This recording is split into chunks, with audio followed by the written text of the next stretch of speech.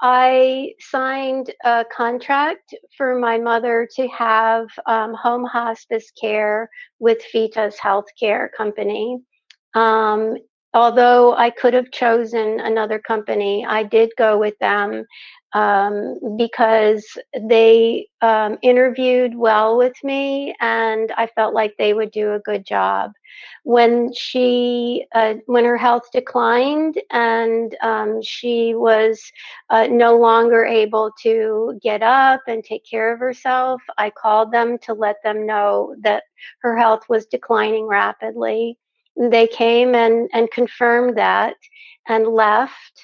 And basically, from then for the next um, all day, all night, no one was there to help me. They left morphine, they left Valium, and just abandoned me. When I tried to get help, they were rude.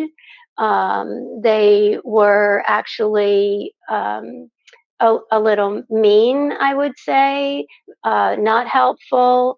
And I didn't get any assistance until the next morning when someone came in to take care of her. And then finally, I could finally just be a daughter.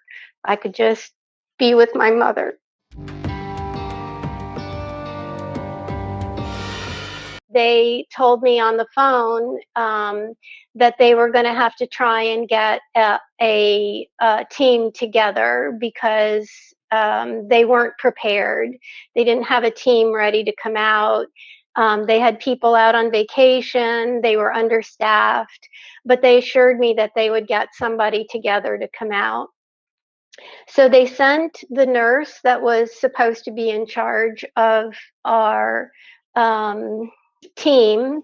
Her name was Patty, and she was really nice. She did an assessment and she talked to me and she called the rest of some support team in.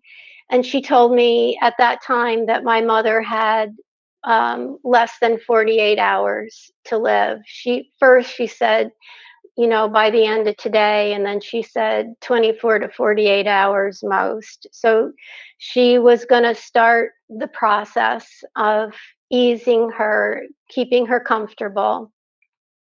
And she left. There was a nurse that came in to do an assessment and to order medications to keep my mother comfortable.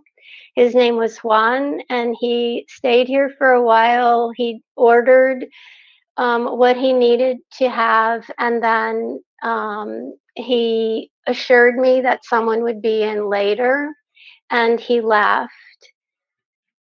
No one came back, and hours later, I called them again and spoke to the same person that's on their on-call staff. Pauline was her name. And I told her that the Walgreens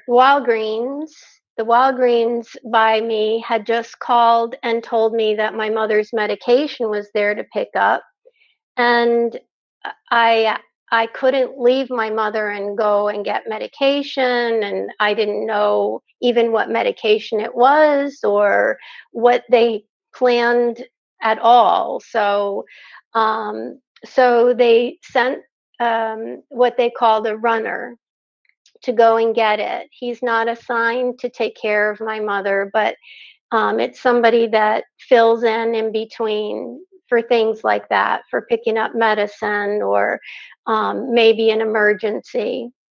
So that was Javier that showed up, and that was on a late Sunday afternoon. And he gave my mother the first dose of morphine and Valium. And then he told me to continue just giving it to her the way he had every 4 hours. And I asked him if he would actually put a Foley catheter in her because I can't get her up any longer to help her go to the bathroom. And he acted really put out about it. It wasn't his job, and he told me he would do it as a favor to me, but that he actually said, "Your mother's not dying, and you need to take care of your mother." And he left. That's exactly what he said.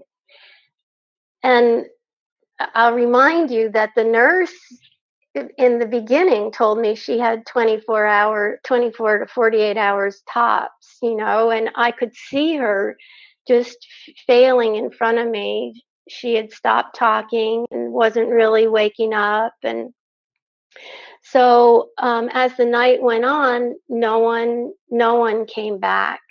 And by 8 at night, I called Vitas again, and the same woman, Pauline, answered, and she was very rude. She actually was yelling at me that I was being demanding because I wanted somebody there to help me take care of my mother. That's what was in the contract. And so I told her on the phone, I said, are you really yelling at me? Because I need somebody here. And she calmed down a little bit and she said, well, someone was supposed to be there at 6, but they called off the going to your place at 6:15. And I said, well, it wasn't me. I would not have called off anybody to come here and help me. I'm alone with my mother, and my mother is dying. And and that's what you're there for. Um, so she said she'd try and see if she could find somebody else. So when the runner came back, it was Javier again, and he was very angry. He was very rude. He insisted that there was no reason for him to be there, and he asked me why wasn't I giving her the medicine like I was supposed to, and I explained to him actually that I had tried, but she couldn't swallow any longer, and it's morphine by mouth, and I it it just was not working, and I needed help. And he told me again that he was doing me a favor by being there. That was after 10 at night. And I said, will somebody then check, like the nurse told me originally, every 4 hours? Would somebody check on me?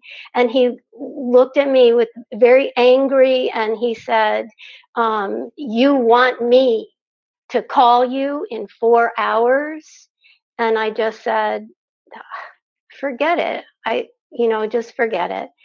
So he left, and over the night, I was alone with my mother. No one came back, and she was actually, um, she was actually partially falling out of the bed in the morning. I weigh 105 pounds.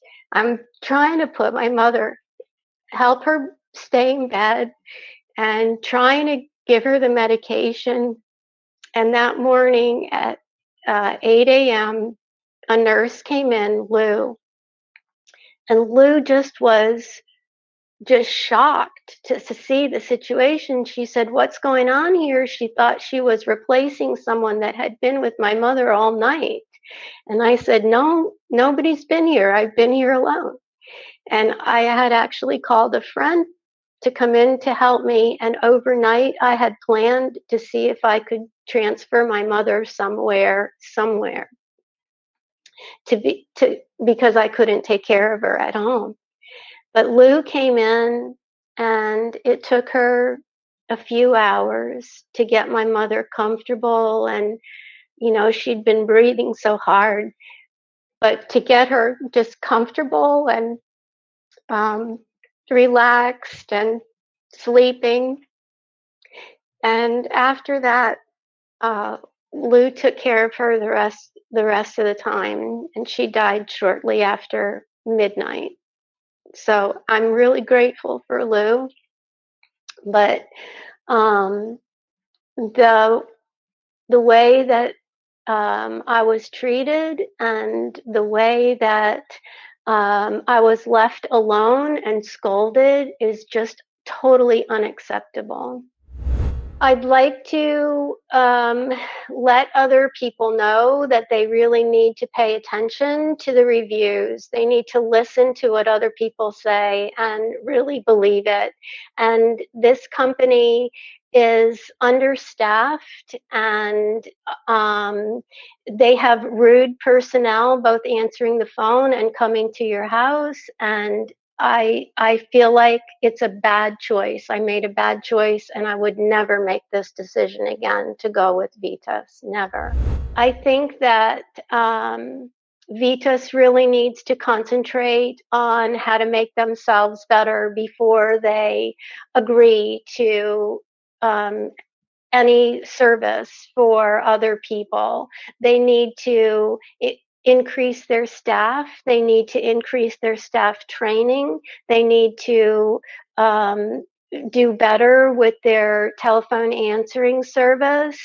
And they need to be sure that they have people available when you sign a contract with them, because it isn't right to sign a contract for a service that they're not going to perform. And actually, in the end, Javier was insisting that I didn't understand the procedure, and he wasn't expected to be there. But I understood it very well. I took good notes while they were explaining to me what they would do, and they were not able to perform what they said they would do. They need to not take on new clients, new patients, if they're unable to provide that service. If Vitas was to see it, I would hope that it would improve their care. I would love for them to contact me and make amends, but I would also like generally for the public to know that this is not a good service, and if you have a choice, that this would not be the one to take.